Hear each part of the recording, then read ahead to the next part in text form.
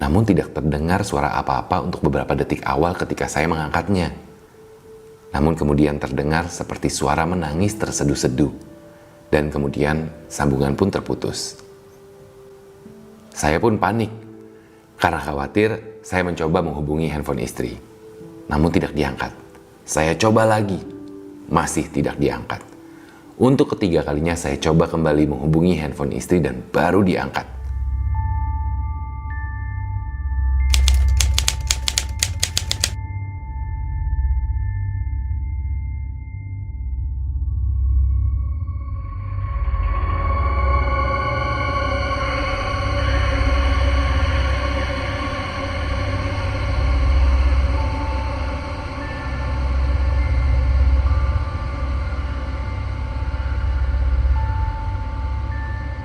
Selamat datang di Laci Kiri, lagi ceritain kisah misteri.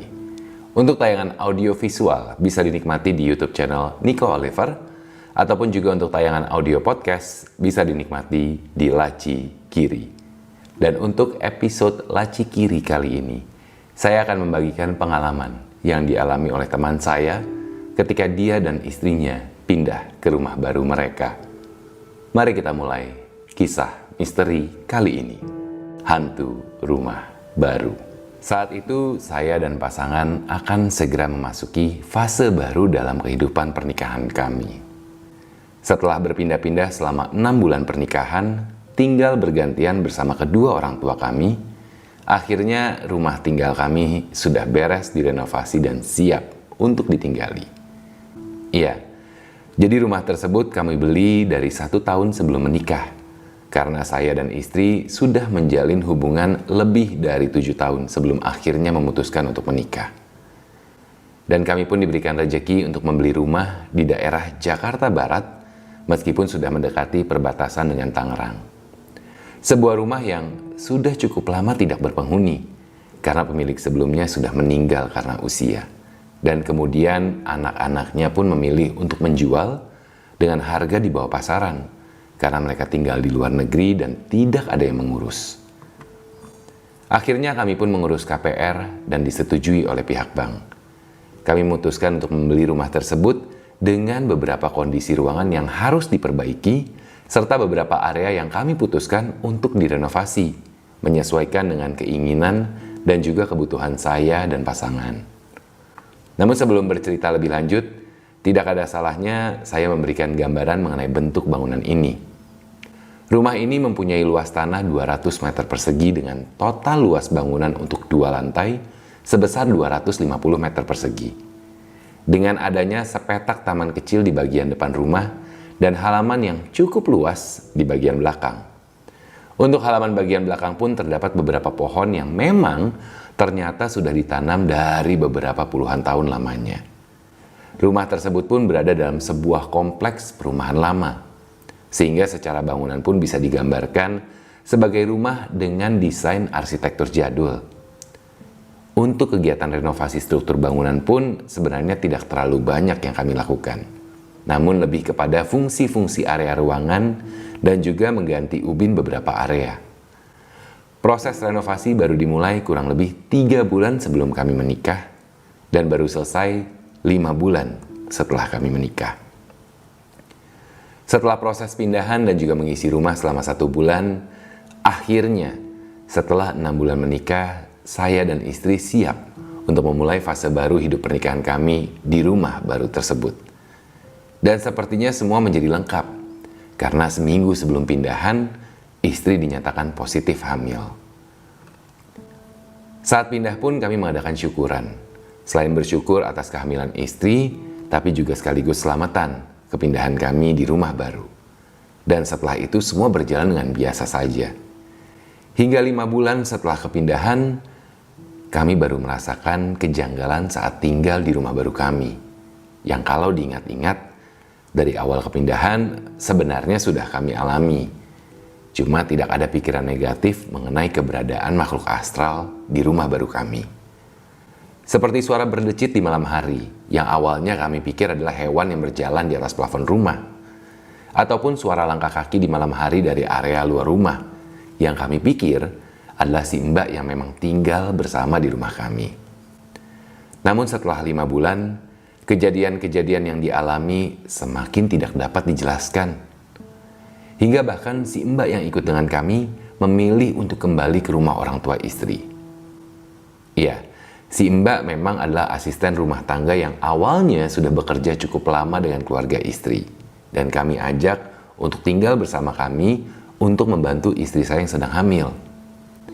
Ketika kami tanyakan kepada si Mbak alasan dia ingin kembali ke rumah orang tua istri, dia seperti tidak mau menjelaskan dan seperti ada rasa takut yang besar serta trauma yang dialaminya. Akhirnya kami pun mengantarkan si Mbak kembali ke rumah orang tua istri. Saat akan balik ke rumah, si Mbak tiba-tiba menghampiri kami dan berucap kepada istri saya, "Hati-hati ya Non." Awalnya kami hanya berpikir bahwa itu ucapan biasa yang diucapkan karena kami akan pulang. Tapi ternyata setelah kami melewati semua, kami tersadar itu adalah ucapan si Mbak yang sebenarnya ingin menyampaikan sesuatu. Hari pertama di rumah baru, hanya ada kami berdua, tanpa ada yang lain, berjalan seperti biasa. Hingga akhirnya pas malam hari, saat saya sedang nonton TV di ruang tengah, tiba-tiba istri lari ketakutan keluar kamar. Mengatakan dia seperti mendengar suara isak tangis perempuan saat dia sedang mencuci muka di kamar mandi kamar kami. Kami berdua pun kembali ke kamar dan memang tidak ada siapa-siapa. Setelah kejadian itu, selama seminggu tidak ada yang aneh-aneh yang kami alami. Sampai akhirnya saat itu saya baru pulang lembur kerja. Dan saat akan memarkirkan mobil di garasi, tiba-tiba melalui jendela depan rumah yang terletak di samping pintu utama rumah, sekelibat saya seperti melihat bayangan perempuan berdiri di depan pintu. Yang awalnya saya pikir adalah istri saya yang sedang ngecek siapa yang datang. Tapi ketika saya masuk ke dalam rumah, istri saya sedang tertidur pulas. Jadi tadi bayangan siapa? Itu yang ada di benak saya. Namun saya tidak mau menceritakannya kepada istri saya apa yang saya alami. Mengingat dia masih trauma dengan apa yang dialaminya minggu sebelumnya. Keesokan harinya, karena ada beberapa jadwal meeting kerjaan, saya pun sedikit lupa dengan apa yang saya alami kemarin malam. Hingga tiba-tiba di sore hari, saya dihubungi istri melalui HP. Namun tidak terdengar suara apa-apa untuk beberapa detik awal ketika saya mengangkatnya. Namun kemudian terdengar seperti suara menangis terseduh-seduh. Dan kemudian sambungan pun terputus. Saya pun panik. Karena khawatir, saya mencoba menghubungi handphone istri. Namun tidak diangkat. Saya coba lagi. Masih tidak diangkat. Untuk ketiga kalinya saya coba kembali menghubungi handphone istri dan baru diangkat. Namun, istri mengangkat telepon dengan suara agak parau. Ketika saya tanyakan ada apa, dia menjawab bahwa dia baru terbangun akibat bunyi telepon setelah ketiduran dari siang. Saya pun kaget. Tadi siapa yang menghubungi saya? Tapi saya memilih untuk tidak menceritakan kepada istri soal adanya telepon yang masuk ke handphone saya dari handphone dia, mengingat dia sendirian di rumah. Namun saya memilih untuk langsung pulang. Jalanan sore Jakarta, jam pulang kantor. Tentu macet tidak dapat dihindari. Terutama wilayah kantor saya di bilangan Jakarta Pusat menuju wilayah Jakarta Barat yang berbatasan dengan Tangerang. Tentunya harus berjibaku dengan kemacetan yang luar biasa. Dan saat saya masih terjebak kemacetan, meskipun memang sudah dekat dengan rumah, tiba-tiba istri menghubungi saya. Kali ini dengan nada suara yang seperti ketakutan. Menanyakan saya ada di mana. Kapan saya sampai rumah?